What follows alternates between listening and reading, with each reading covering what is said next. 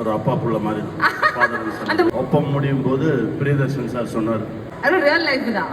Real லைஃப்ல அதேதான் புள்ள மாதிரி தான் பாக்குறேன். அவங்களே அப்பா நமக்கு எல்லாருக்கும் தெரியும். இது காலத்தால் அழிக்க முடியாத ஒரு காவியம் இது. ஆனா தப்பு தப்பா படம் பண்ணாத, சரியான படம் பண்ணு அப்படின்னு சொன்னார். பார்த்துட்டே இருக்க முடியும், ரசிப்பேன். அதுக்கப்புறம் தான் நான் நடிப்பேன். உங்களை இவ்வளோ கிட்ட அந்த நவரசத்தையும் பார்க்க முடிஞ்சது உங்களுடைய திறமைக்கும் உங்களுடைய உழைப்புக்கும் நீங்கள் அடுத்தவங்க மேலே காட்டுற அன்புக்கும். எங்கேயோ இருப்பீங்க, நல்லா இருப்பீங்க. இறைவன் ஆசீர்வாதத்தில் வாழ்க வாழ்க. Sir, we have one question.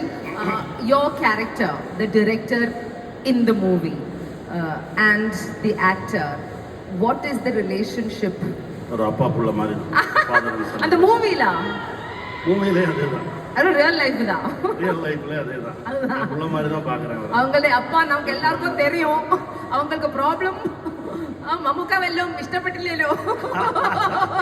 He'll be okay. அவருக்கு என்ன ரொம்ப பிடிக்கும். No problem.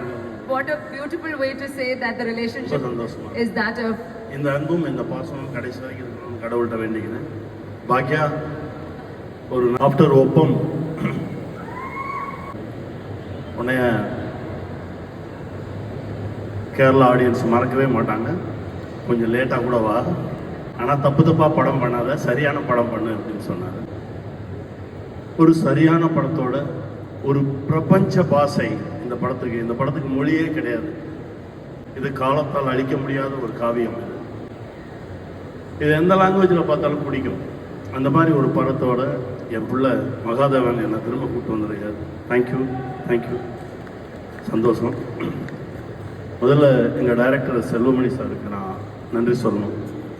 என் ப்ரொடியூசர் சார், தேங்க்யூ பிரசாந்த், நீங்கள் தான் ஆரம்பித்து வச்சிங்க, ரொம்ப சந்தோஷம். ரொம்ப நிறைவாக இருக்குது. இன்றைக்கி தான் படமே நான் பார்த்தேன். ரொம்ப ரொம்ப கனமாக இருக்குது. உங்களை பார்த்தோன்னே கட்டி பிடிச்சிக்கணும் அப்படின்னு தோணுச்சு. அவ்வளோ நல்ல பெர்ஃபார்மன்ஸ், அவ்வளோ இன்டென்ஸான ஒரு பெர்ஃபார்மன்ஸ். இந்த ஷூட்டில் நடிக்கும்போது ஃபஸ்ட்டு டேக் நான் எப்போவுமே ஆக்ட் பண்ண மாட்டேன். அவர் ஆக்ட் பண்ணுறதை ரசிப்பேன்.